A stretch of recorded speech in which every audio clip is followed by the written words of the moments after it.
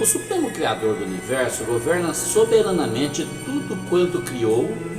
E o que exatamente isso significa? A palavra Supremo significa o mais elevado em posição e autoridade, o mais elevado em grau de qualidade. Deus é superior de todas as maneiras a tudo quanto existe fora dele. E a palavra soberano significa estar livre de qualquer controle ou qualquer poder externo e ter a capacidade de fazer o que bem quiser sem ter que dar satisfação disso a ninguém. Assim sendo, a soberania de Deus descreve o seu supremo governo sobre o universo, conforme Paulo diz na primeira carta a Timóteo, capítulo 6, versículo 15.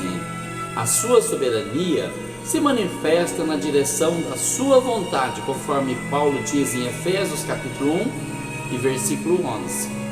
As Escrituras ensinam claramente a soberania de Deus. Em primeiro lugar, podemos ver como o nosso Criador, ele tem o direito de nos governar. Primeiro livro de Crônicas, capítulo 29, versículo 11. Mateus, capítulo 20, versículo 15. Ezequiel, capítulo 18, versículo 4.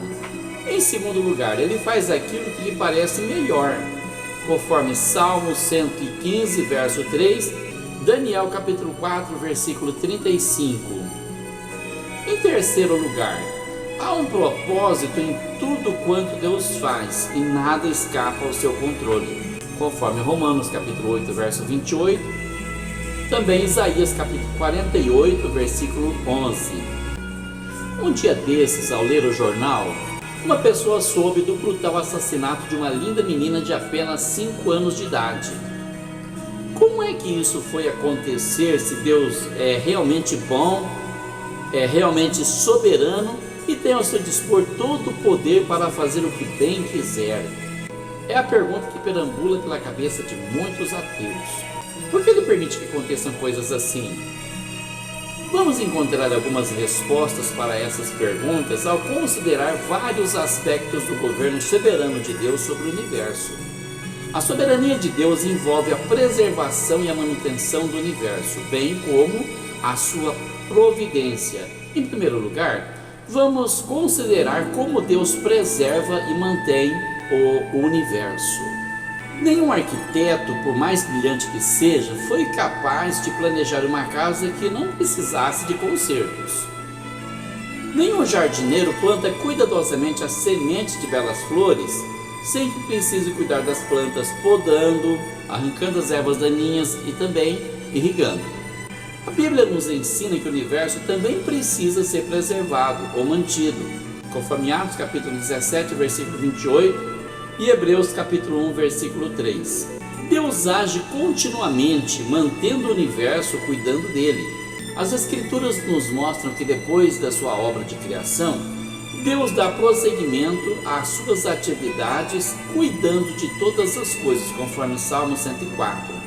Isso inclui as pessoas e os animais, conforme Salmos 36, versículo 6, bem como a proteção daqueles que são santos e justos, conforme Provérbios capítulo 2 e versículo 8. Não podemos crer que o universo fosse eterno, porque neste nosso universo, do lado de cá onde nós estamos, todas as coisas são perecíveis. O próprio universo, o sol, a lua, as estrelas, tudo precisa de manutenção e tudo tem um tempo de vida útil. O apóstolo Paulo declarou em Atos dos Apóstolos, capítulo 17, versículo 28, porque nele vivemos e nos movemos e existimos. Deus não seria realmente soberano se qualquer coisa existisse ou acontecesse no universo, independentemente de sua vontade e de seu poder.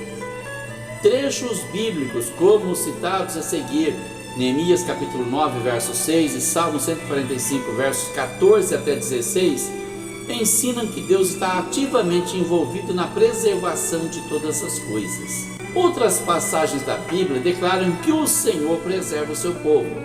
Podemos conferir em Deuteronômio capítulo 1, versículo 30 e 31, Salmos 31, versículo 20, Salmos 34, verso 15, 17 e 19 e Isaías capítulo 43, versículo 2. Precisamos reconhecer que a preservação divina é necessária, pois tudo quanto Deus criou como ser ou ação depende dele de modo absoluto. Nenhuma criatura tem a capacidade de continuar a existir por si mesma. Tudo só existe e continua por causa da vontade do Criador.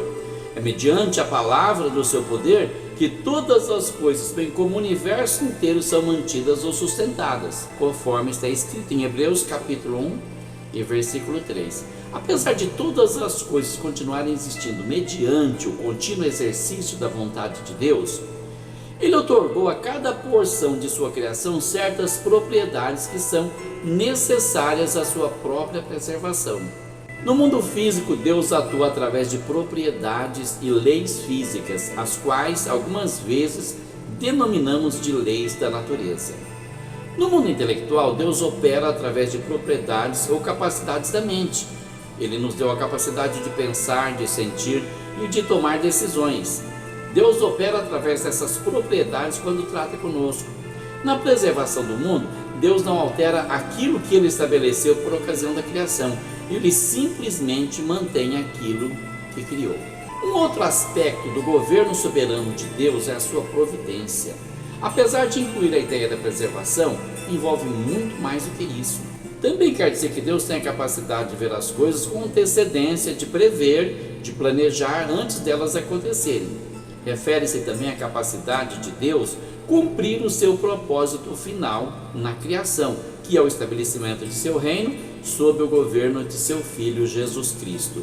E finalmente fala sobre as atividades de Deus, mediante as quais Ele conserva, cuida e governa tudo quanto criou. Como Deus faz isso, constitui um mistério, mas há certos detalhes referentes à providência de Deus para conosco que nós podemos ver. Primeiro, Deus está pessoalmente envolvido no mundo que Ele criou. Segundo, Deus faz tudo quanto existe na natureza mover-se conforme Ele intencionou.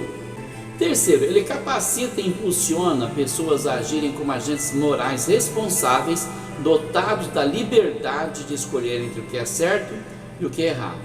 Quarto, se alguém preferir aceitar a salvação que Deus oferece, então Ele prevê para tal pessoa a vida eterna, com todas as alegrias e o esplendor conferidos pela sua majestade.